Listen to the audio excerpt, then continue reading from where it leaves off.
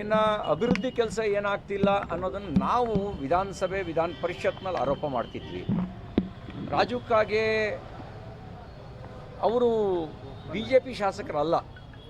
ಅವರು ಓಪನ್ ಆಗಿ ಹೇಳಿಕೆ ಕೊಟ್ಟಿದ್ದಾರೆ, ಒಂದು ರೂಪಾಯಿ ಕೆಲಸ ಆಗ್ತಿಲ್ಲ.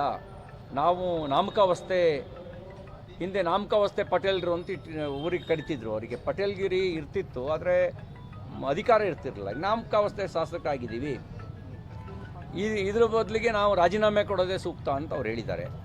ಇದು ಅಭಿವೃದ್ಧಿ ಅನ್ನೋದು ನಿಂತು ಹೋಗಿದೆ, ಬರೀ ಭ್ರಷ್ಟಾಚಾರ ಮಾತ್ರ ನಡೀತಾ ಇದೆ.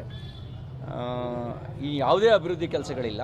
ಈ ಸರ್ಕಾರ ಬಂದ ಮೇಲೆ ಮಾಡಿರುವ ಗನಂದಾರಿ ಕೆಲಸ ಏನು ಅಂತ ಹೇಳಿದ್ರೆ ಬೆಲೆ ಏರಿಕೆ ಮಾಡಿರೋದು. ಎಲ್ಲ ಅಗತ್ಯ ವಸ್ತುಗಳ ಬೆಲೆ ಏರಿಕೆ ಆಗಿದೆ. ಯಾವುದು ಏರಿಸಿಲ್ಲ ಹೇಳಿ? ಅಕಸ್ಮಾತ್ ಯಾವುದಾದ್ರು ಏರಿಸಿಲ್ಲ ಅಂತ ಗೊತ್ತಾದರೆ ನಾಳೆ ಬೆಳಗ್ಗೆ ಅದನ್ನೂ ಏರಿಸ್ಬಿಡ್ತಾರೆ. ನಮ್ಗೆ ಭಯ ಅಷ್ಟೇ. ಈ ಆಡು ಮುಟ್ಟದ ಸೊಪ್ಪಿಲ್ಲ ಅಂತ ಗಾದೆ ಮಾತು.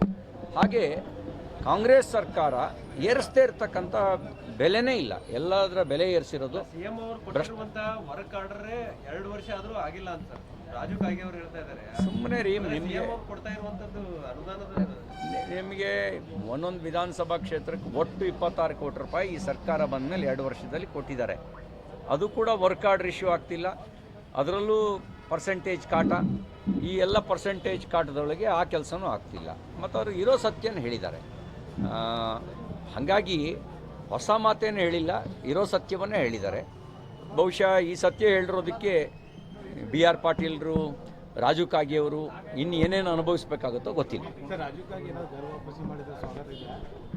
ಅದ್ಯಾವುದೇ ಚರ್ಚೆ ಇಲ್ಲ, ಅದ್ಯಾವುದೇ ಚರ್ಚೆ ಇಲ್ಲ, ಅದ್ಯಾವುದೇ ಚರ್ಚೆಯಲ್ಲಿ ಬಂದಿಲ್ಲ. ಆ ಥರದ್ದು ಯಾವುದೇ ಚರ್ಚೆ ಇಲ್ಲ. ಈಗ ಒಬ್ಬರು ಭ್ರಷ್ಟಾಚಾರದ ಬಗ್ಗೆ, ಇನ್ನೊಬ್ಬರು ಅಭಿವೃದ್ಧಿ ಶೂನ್ಯವಾಗಿರೋದ್ರ ಬಗ್ಗೆ ಬೆಳಕು ಚೆಲ್ಲಿದ್ದಾರೆ. ನಾನು ಅವಲೋಕನ ಮಾಡ್ಕೊಳ್ಳಿಮ್ಮ, ನಿಮ್ಮ ಮುಖ್ಯಮಂತ್ರಿಗಳಿಗೆ ಕಾಂಗ್ರೆಸ್ ಸರ್ಕಾರಕ್ಕೆ ಹೇಳೋದು ಬಯಸೋದೇನು ಅಂದರೆ, ಇನ್ನೂ 3 ವರ್ಷ ಇದೆ, ಅವಲೋಕನ ಮಾಡ್ಕೊಳ್ಳಿ. ನೀವು ಬೆಲೆ ಏರಿಕೆ ಮಾಡಿ, ಭ್ರಷ್ಟಾಚಾರ ಮಾಡಿ, ರಾಜ್ಯವನ್ನು ಉದ್ಧಾರ ಮಾಡೋಕ್ಕಾಗಲ್ಲ. ನೀವು ಉದ್ಧಾರ ಆಗ್ಬೋದು, ರಾಜ್ಯ ಉದ್ಧಾರ ಮಾಡೋಕ್ಕಾಗಲ್ಲ. ರಾಜ್ಯ ಹಾಳಾಗೋಗುತ್ತೆ. ಅಲ್ಲ, ಈ ಹಿಂದೆ ವಿರೋಧ ಪಕ್ಷದ ಶಾಸಕರು ಮಾತಾಡ್ತಾ ಇದ್ರು, ಈಗ ಸ್ವಪಕ್ಷದ ಶಾಸಕರೇ ಮಾತಾಡುವ